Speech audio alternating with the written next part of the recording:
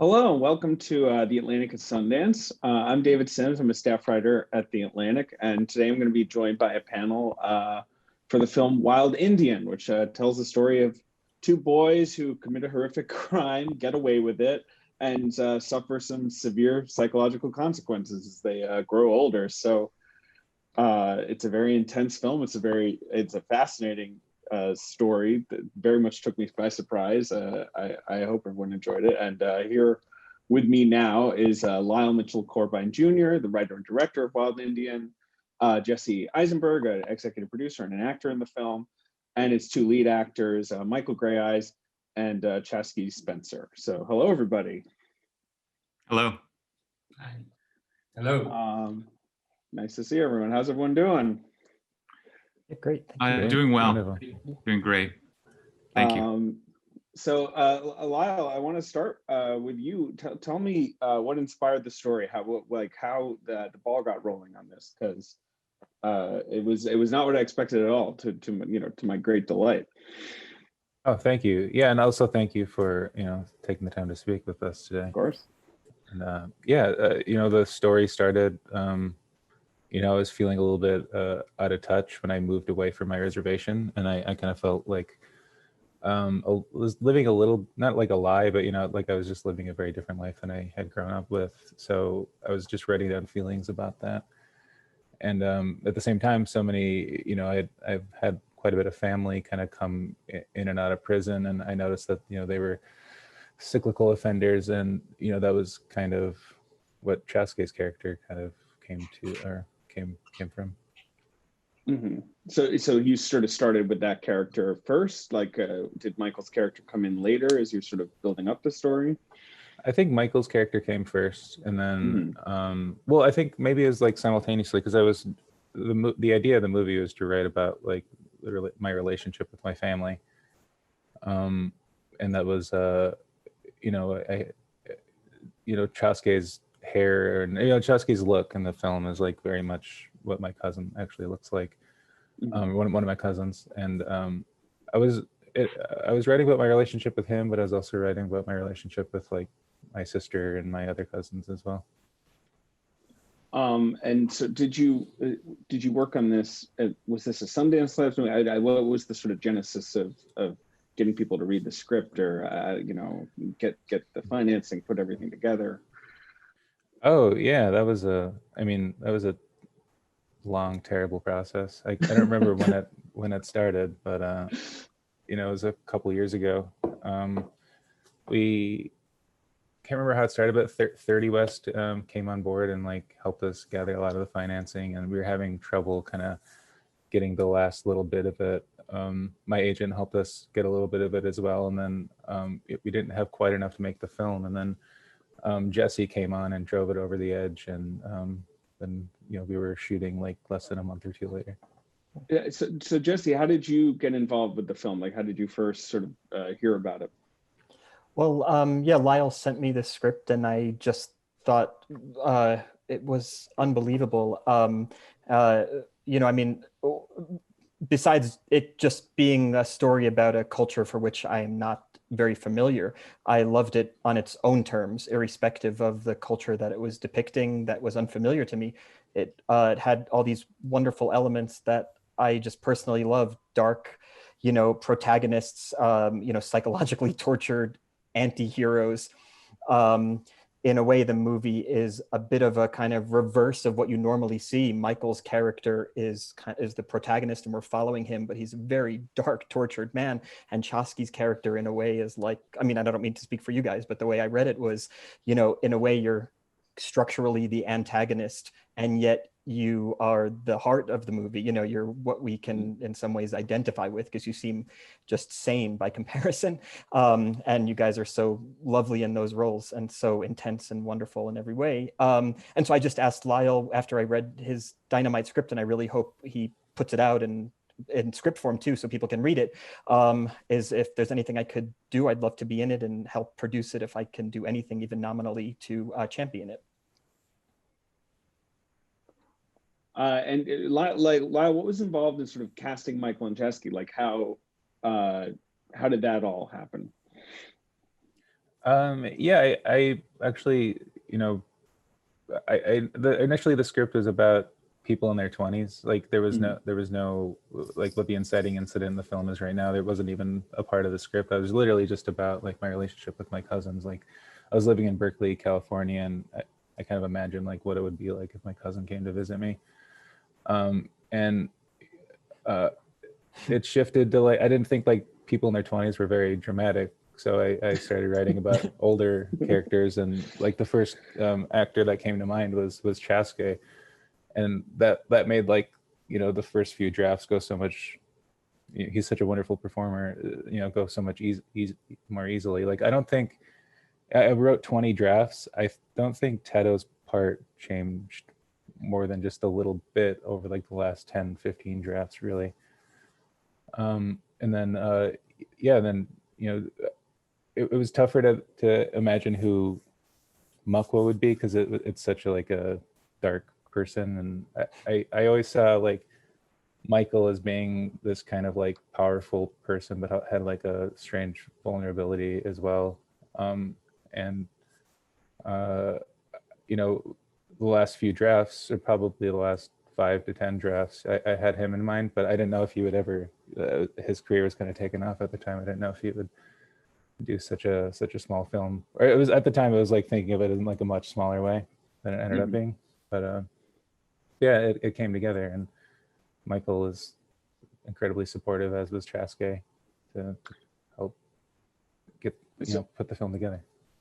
Michael, give me an idea. Like when you first, was it the role that compelled you, just the darkness of it, or was that a sort of frightening or intense that you were going to have to go to such a dark place to play the character? Yeah, I got an email from one of my reps, and they said we just got a letter from an Indigenous writer director. Wrote you a letter about a project, and so I read the letter, and Lyle said, "Listen, I've written this project. I'd love for you to read the script. Please consider this project. I think you'd make a marvelous Makwa." And so I don't get a lot of those letters, so I was pretty excited, and I read the script and was blown away, completely blown away by this story. I don't think I'd read a story that displaced so many things so easily. You see, what attracted me to it not only was the complexity of Makwa and Michael, because as an actor, I'm always trying to seek roles that require me to do a lot of work, transform. But what Lyle did was he shifted the frame of this story, in which Indigenous characters are often, foils for other action or other, revelations. Sometimes we're metaphors. We're not fully dimensionalized. And these characters, Teto and Makwa, were both, all the Indigenous characters occupied the center of a frame, that's not typically been reserved for us in Hollywood. And what attracted me to the role, apart from its complexity, was I haven't had a chance to play a character with this kind of desperation. I don't look at him as a villain, despite the fact he does such monstrous things in the film. But what does a human being have to do to survive? He's literally in survival mode from the moment we see him as a young man. And Phoenix's incredible performance as the young Makwa set me up quite beautifully. So I think I wrote you back the same night. As soon as I finished it, I said, when do we start? I'm in. I remember. Chaske, what was your journey to getting into the movie? Like, what was it, sort of that similar kind of excitement? Yeah, it was very, very, very similar to Michael's. And a piggyback on what Michael said is that I haven't seen a script like this, or the characters like fully developed with these dimensions and layers. It's pretty rare we get a script like this. And when I read it, I knew this was going to be very special. And it was almost like a play. It was like very much like a play. It reminded me of his name escaping right now, but just something I've seen around. And I just, once I read it, I knew that I had to be a part of it. And I was like, oh, whatever you need me to do, I'll do it. And for the character Tedo, it was just a lot of research, you know. I don't, I'm not like Tedo at all. So I had to really like delve in and do my research, and it helped out having such a support from Lyle and Michael. Lyle, like, did you always have the sort of the timing structure in the script, the starting with childhood and then bringing us in, and all, like, at what point did you bring in the moments where you're going back in time and we're seeing these images of you know the far past, like, you know, how did that, like, since you were starting out just sort of writing about your cousin and writing about your family, like how did you sort of expand things out? Yeah, I think, you know, that one of the things that I struggled with is trying to contextualize the story in like a greater meaning, because I felt there was probably like a greater meaning to this trauma that Michael was feeling and Chaske were feeling, and I was trying to like really drive it home with trying to contextualize like maybe how like their entire community came to be that way. So like a few years ago, I just was like, I'm gonna do something really stupid and crazy and just start writing about like historical stuff. And there was at one point it was like a whole, you know, there's like a 30-page thing of like, there's like a kid in the woods and he like found a baby. It was like a historical piece, but it was, you know, it would have been like a $5 million movie on its own. Right. But so I was trying to pare it down more and more just so it'd be doable, but also, you know, I thought I could do like get the point across with a lot less. And we ended up where we did, which is a really solid. I'm really proud of where we ended up. But in terms of like how I blocked out the story, like I remember not wanting to get super complicated with it and trying to just be like, okay, like this stuff happens way in the past, and then we're gonna go to the 80s, and then we're gonna go to now, and then that like, and then it just worked out in the edit that way, and I kind of like really tailored the writing to keep people interested through the story and in that way without having to kind of like cut back and forth between the times. Jesse, how did your part come about? Like, was that something that existed in the script, or was there sort of this idea of like, you know, would it be kind of helpful for me to be in the movie? Would it be like, you know, like, what were you thinking about how you could contribute on screen? Well, I mean, I was just really happy to be there. You know, as Michael and Chaske pointed out, it's like it's usually like the white characters that are like the kind of fully realized characters, right. And as Michael put it in a kind of funny but, you know, also tragic way, is that, you know, Indigenous people can often be used as metaphors. You know, I mean, how, you know, that's almost worse than, you know, something that's. Anyway, so in a way I was like very happy, and the way I thought about it and talked about it with Lyle is like, I'll do whatever you want me to do, but I'm happy to see my role as like a kind of, you know, I'll be the metaphor here. I want to support your vision, and I want to support like your voice telling this story that is unfortunately undertold in, you know, mainstream media. And so I'll be, you know, the metaphor of the golfing, you know, white guy, and I could eat a sandwich or whatever you want me to do. So did you sort of write him in, Lyle, or was there sort of a, you know, this like friend character who was sort of you know, up for grabs? I think when Jesse came into the, you know, into the mix, I kind of was like, man, I need to write like a bigger part. So then I wrote like two more pages for him. Nice. Really sink my teeth into those further 2 pages. Yes. I mean, has that been like, yeah, in terms of just, I think the thing that is so striking about it is, as you said, like, this is a character film, and it's about, there's all kinds of context that's fascinating, but like it is a character exploration of these two people. And like, Michael, you were saying those roles just don't come across. Like, what kind of roles do you usually encounter, you know, in your career? I mean, it's the same question to everybody, really, like that sort of can be a little limiting or a little kind of, you know, blinkered, I guess. I mean, I've been quite fortunate in the past, you know, 5 years or so to play some really wonderful characters in you know, fantastic projects. But to go back to this particular film, what we don't see, and what I really wanted to do was, Indigenous actors of color are also dealing with history when we come into roles. So if you look at portrayals in Hollywood of our culture, we're dealing with layers of history. Like, we were painted as savages. We were then reformed in the 60s, you know, by the counterculture, and then in the 80s and 90s, we were made to be noble, you know. And so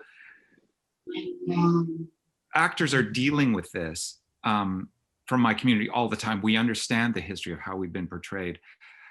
So one of the things that I found kind of provocative about the project was to step into a role in which a character, his violence came so suddenly. So he was such a dangerous person to be around sometimes. There was such conflict in him.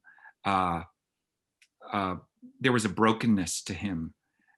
And to be portrayed in that way, like to have an Indigenous person say some of the things that Makwa said, is, it's clear that he's internalized, you know, he's internalized racism. He's being squashed by kind of intergenerational trauma.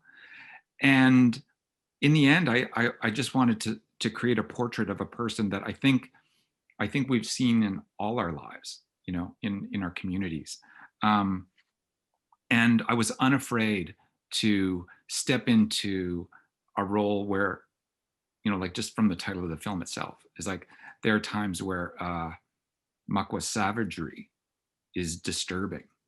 And for me, it was important to step back into that role, to reclaim it, because that was taken away from us by, you know, shifting opinion. And for me, I didn't want to be limited as an actor in what I was trying to do and how I was trying to stay true to Lyle's idea. Right.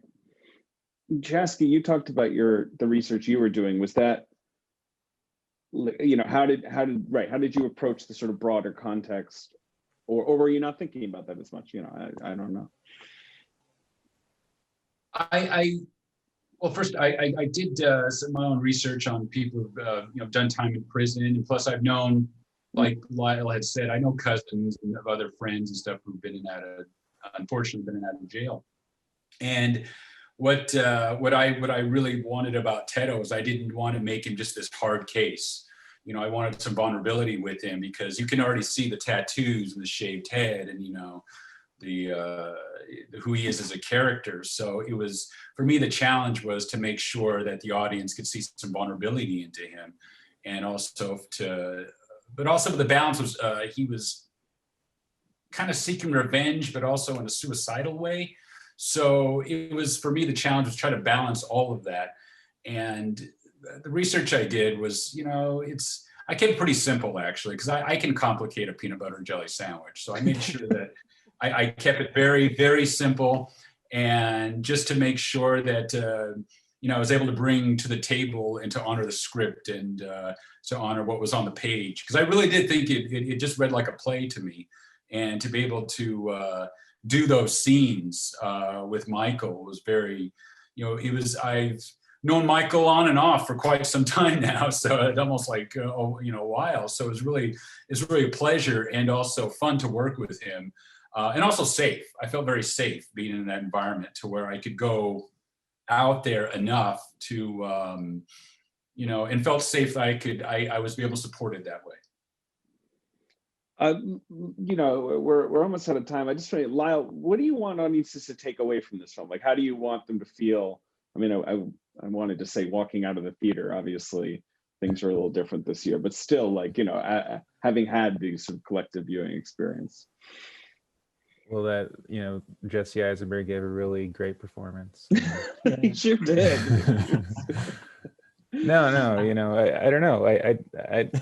I keep getting asked that question, even when I was writing the script. I have no idea. I just wrote some stuff that was really personal to me, and I would hope that people walked away maybe knowing a little bit more about what goes on in the hearts of Native people, I suppose. Mm-hmm. Well, I really appreciate everyone talking to me. Lyle Mitchell Corbine Jr., Jesse Eisenberg, Michael Greyeyes, Chaske Spencer.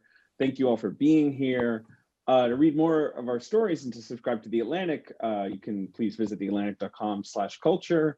You can check out more of our coverage of Sundance right here on The Atlantic's YouTube page and the Sundance Film Festival's virtual Main Street. But yeah, thanks for the film, and thanks all for talking tonight. Yes, thank you. Thank you, David. Thank you so much. Thank you, everybody.